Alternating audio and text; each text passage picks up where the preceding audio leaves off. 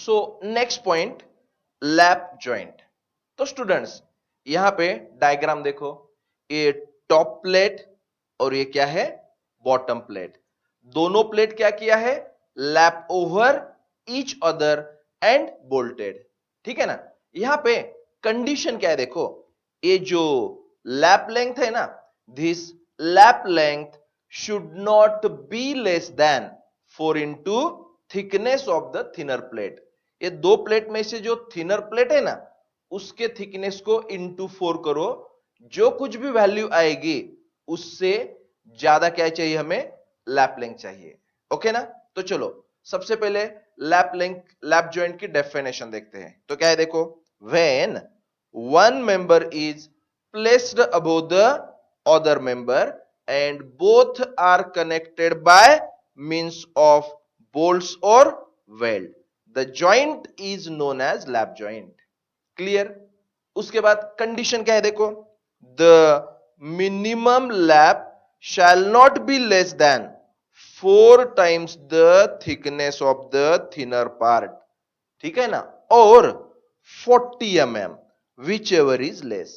और एक बार, minimum lap length should not be less than 4 times the thickness of the thinner plate और 40 mm whichever is less. Okay. उसके बाद क्या है देखो, the lap joints shell single row chain bolting और स्टैगर्ड बोल्टिंग। तो यहां पे ये जो चेन बोल्टिंग या फिर स्टैगर्ड बोल्टिंग क्या होता है ना, नेक्स्ट कंसेप्ट में क्लियर हो जाएगा। Okay. So next concept, chain bolted lap joint. Students यहां पे देखो, ये जो लैप जॉइंट है ना, इसमें क्या है, अलोंग दिस रो हमने क्या किया है, बोल्टिंग किया है। Similarly along this row also हमने क्या किया है, बोल्टिंग किया है। तो अगर आपने अच्छी तरह से देखा ना, यहां पे हमने बोल्टिंग इसी तरह की है सो दैट यहां पे एक रेक्टेंगुलर ग्रिड बन गई है ना। ओके ना। अगर बोल्टिंग की ऐसे रेक्टेंगुलर ग्रिड बन गए ना, तो उसको क्या बोलेंगे हम, चेन बोल्टेड लैप जॉइंट। अब यहां पे देखो, अलोंग दिस रो दो बोल्ट्स कनेक्ट किए हैं एंड अलोंग दिस रो एक ही बोल्ट है, मतलब यहां पे रेक्टेंगुलर ग्रिड नहीं बन पा रही है। ओके ना। सो इसको हम क्या बोलेंगे, zigzag bolted lap joint और staggered bolted lap joint। Okay. So next concept देखो, लैप जॉइंट में अब यहां पे जो बोल्टिंग किया है ना, along only one chain bolting किया है। ठीक है ना। यहां पे देखो ना, if the bolting is done along only one chain, तो उसको हम क्या बोलेंगे, single bolted lap joint. Okay. अब यहां पे देखो, bolting is done along to chains ना, ये फर्स्ट चेन और ये क्या है, सेकंड चेन, तो उसको हम क्या बोलेंगे, डबल बोल्टेड लैप जॉइंट। यहां तक ठीक है। अब इन केस ऑफ लैप जॉइंट मैंने क्या बोला था, ये क्या है, एक्सिस फॉर धिस फोर्स और ये क्या है, एक्सिस फॉर धिस फोर्स। यानी in case of lap joint loading कैसे होती है, eccentric not axial. Okay. Next concept, butt joint. देखो ना, यहां पे क्या है, first plate second plate, these two plates are butt against each other ना, कनेक्ट किया है। और उसके लिए हमने क्या यूज किया है, top cover plate and bottom cover plate. और एक बार हमें ये दो प्लेट कनेक्ट करना है, हमने यहां पे क्या क्या यूज किया है, top cover plate, bottom cover plates and bolts use करके ये जो कनेक्शन किया है ना, इसको हम क्या बोलेंगे, बट जॉइंट। तो देखो ना, in butt joint the plates to be connected shall butt against each other and connected by providing a cover plate on one side or on both sides। यहां पे हमने cover plate on both side use किया है। ठीक है ना। तो इसको हम क्या बोलेंगे, butt joint. Clear. Okay. So students इस डायग्राम में देखो, यहां पे सिर्फ टॉप को हमने क्या किया है, कवर प्लेट यूज किया है, और इस डायग्राम ने हमें टॉप को भी कवर प्लेट यूज किया है एज वेल एज बॉटम को भी कवर प्लेट यूज किया है। ओके, तो देखो अभी, if cover plate is provided on one side it is called as single cover butt joint, यानी ये क्या है, सिंगल कवर बट ज्वाइंट। और यहां पे देखो, if cover plates are provided on both sides it is called as double cover butt joint, यानी ये डायग्राम क्या है, example of double cover butt joint. Clear? तो स्टूडेंट्स, नेक्स्ट कंसेप्ट देखो ना, यहां पे हमें ये फर्स्ट प्लेट और सेकंड प्लेट कनेक्ट करना है, तो मैंने क्या किया, यहां पे टॉप कवर प्लेट यूज किया है। अब यहां पे हमें ये first chain of the bolt और ये second chain of the bolt apply करना पड़ेगा, ठीक है ना। तो ये हमारे लिए क्या बन गया, सिंगल बोल्टेड, एंड एक ही कवर प्लेट इसीलिए single cover, single bolted single cover butt joint. अब इसी ज्वाइंट का ये प्लान और ये क्या है, एलिवेशन है। ओके ना। अब यहां पे देखो, यहां पे अगर आपने अच्छी तरह से देखा तो क्या है, देखो ना, ये फर्स्ट चेन और ये सेकंड चेन, मतलब यहां पे भी क्या है, सिंगल बोल्टेड, सिंगल बोल्टेड, मगर टॉप और बॉटम दोनों साइड को कवर प्लेट यूज किया है, इसलिए double cover, single bolted double cover butt joint. Okay, अब यहां पे देखो ना, फॉर फर्स्ट प्लेट मैंने यहां पे क्या किया है, दो चेन यूज किया है बोल्ट्स के, यहां पे भी for this plate to chains of the bolt use किया है, ठीक है ना। इसका मतलब क्या है, डबल बोल्टेड, मगर कवर प्लेट तो एक ही है ना, इसीलिए सिंगल कवर। और एक बार, double bolted single cover butt joint. Clear? अब नेक्स्ट देखो, यहां पे देखो ना, क्या है, यहां पे और यहां पे, मतलब क्या है, सिंगल बोल्टेड ना, सिंगल बोल्टेड, कवर प्लेट्स दो है इसीलिए double cover, single bolted double cover. यहां पे देखो अभी क्या किया है, दोनों साइड को दो दो चेन यूज किया है ना, मतलब double bolted, double bolted, cover plates भी दो है इसीलिए double cover, double bolted double cover butt joint. Concept clear नहीं हुआ तो एक काम करो, ये वीडियो थोड़ा सा पीछे लेके और एक बार देखो, कंफ्यूजन क्लियर हो जाएगा। ओके, तो स्टूडेंट्स ये फिगर देखो, ये लैप ज्वाइंट है ना। ओके, अब in general joint contains bolts as well as plates, ठीक है। तो अब यहां पे अगर बोल्ट फेल हो गया तो ज्वाइंट फेल हो जाएगा, या फिर प्लेट फेल हो गई तो भी ज्वाइंट फेल हो जाएगा।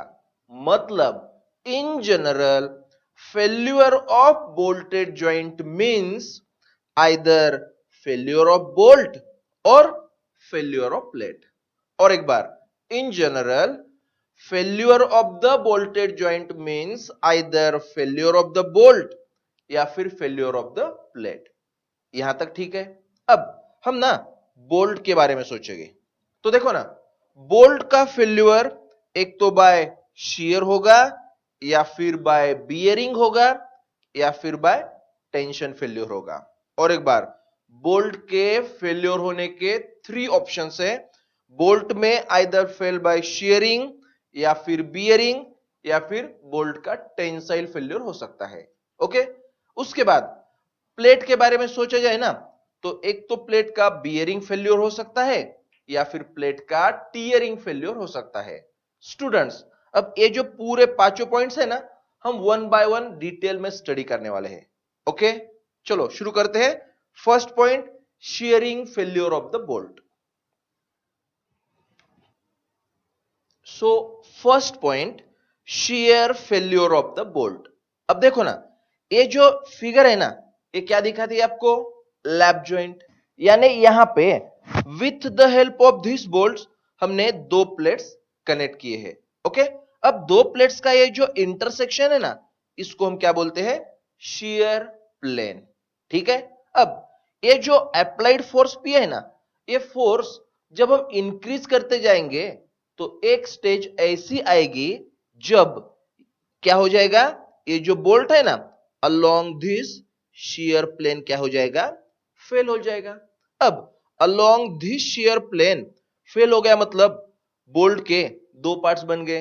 ये फर्स्ट पार्ट जो टॉप के प्लेट्स के साथ होगा और ये बॉटम वाला पार्ट ये बॉटम प्लेट के साथ होगा। इसको हम क्या बोलते हैं, shear failure of the bolt.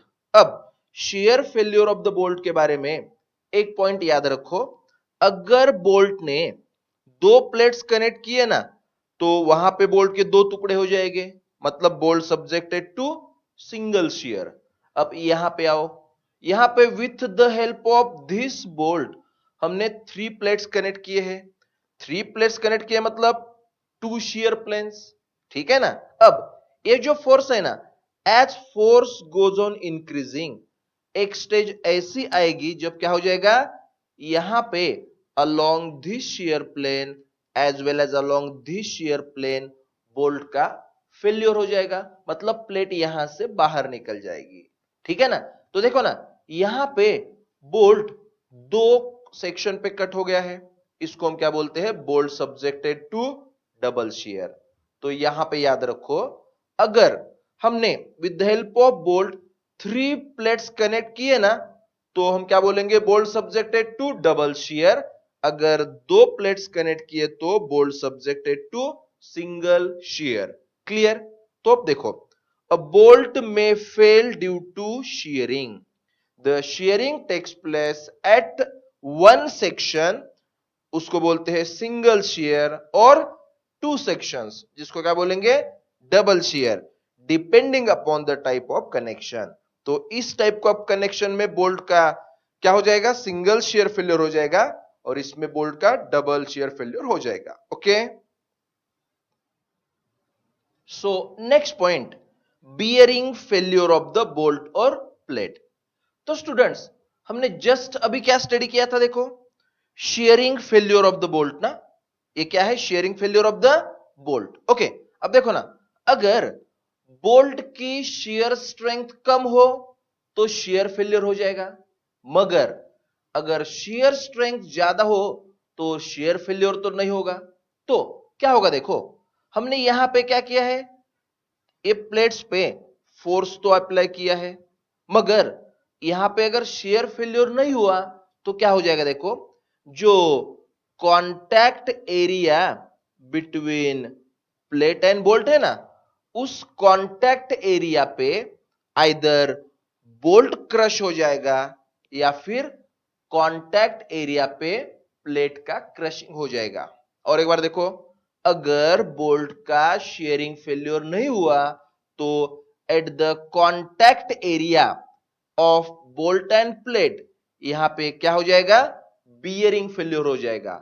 Bearing failure मतलब at the contact surface of the bolt end plate, एक तो ये ऐसे बोल्ट क्रश हो जाएगा या फिर कांटेक्ट पॉइंट की जगह क्या हो जाएगा, प्लेट का क्रशिंग हो जाएगा। उसको हम क्या बोलते हैं, bearing failure of the bolt और प्लेट। क्लियर, तो देखो ना, the force in the connecting parts is transferred through the bolts by bearing action. ठीक है, due to this action the portion of the plate in contact with the bolt may get crushed or portion of the bolt in contact with the hole edge may get deformed। इसका meaning क्या है, देखो एक तो bolt का failure हो जाएगा, bearing failure, या फिर प्लेट का बियरिंग फेल्योर हो जाएगा, या फिर कई केसेस में दोनों का भी बियरिंग फेल्योर हो सकता है। ओके, नेक्स्ट पॉइंट क्या है, देखो tension failure of the bolt. तो स्टूडेंट्स ये जो बोल्ट है ना, अगर along the axis of the bolt अगर फोर्स अप्लाई हुआ ना तो क्या हो जाएगा, देखो जहां पे मिनिमम क्रॉस सेक्शन एरिया है, मतलब अलोंग द थ्रेड क्या हो जाएगा, यहां पे बोल्ट का फ्रैक्चर हो जाएगा, जिसको हम क्या बोलते हैं, tension failure of the bolt. और एक बार, अगर अप्लाई किया हुआ force along the axis of the bolt हो तो इन दैट केस क्या हो जाएगा? Failure of the bolt along the minimum cross section area हो जाएगा, जिसको हम क्या बोलते हैं? Tension failure of the bolt. तो देखो, इन सम connections bolts may be subjected to tension. Fracture takes place at the root of the thread since it is the weakest section. Okay. So next concept, rupture or tearing failure of the plate. तो students, यहां पे diagram देखो, ये plate है and इस plate को for fitting the bolt हमने क्या किया है? दो होल्स ड्रिल किए हैं। मतलब due to the drilling of the hole यहां पे ये क्या बन गया? Weakest section of the plate बन गया। मतलब हमने अगर फोर्स पी इंक्रीज करते गए ना तो एट वन स्टेज यहां पे प्लेट का टीयरिंग फेल्योर हो जाएगा। मतलब यहां से प्लेट के क्या हो जाएंगे? दो टुकड़े हो जाएंगे। समझ में आ रहा है ना? तो ये दिस टाइप का जो फेल्योर है ना, इसको हम क्या बोलते हैं? Tearing failure of the plate. ठीक है, तो थ्योरी देखो अच्छी तरह से। This type of failure takes place along the weakest section of the plate due to the presence of the holes. ठीक है ना? उसके बाद it may be prevented by having fewer holes at the section or the holes may be staggered. इसका meaning क्या है? देखो, as far as possible, जितना हो ना उतने कम होल along the section रखो। ठीक है ना? उसके बाद the tensile strength of a connection depends upon the net sectional area of the plate। यानी along the section जितना पॉसिबल हो उतने मिनिमम होल रखो, तभी क्या हो जाएगी? प्लेट का नेट सेक्शन एरिया बढ़ जाएगा, यानी प्लेट की टेंसाइल और रप्चर स्ट्रेंथ बढ़ जाएगी। ओके, सो नेक्स्ट पॉइंट देखो ना, सबसे पहले ये बोल्ट है ना, ठीक है? फॉर दिस बोल्ट, इस पार्ट को हम क्या बोलते हैं? Head of the bolt. ये क्या है? शैंक। एंड ये क्या है?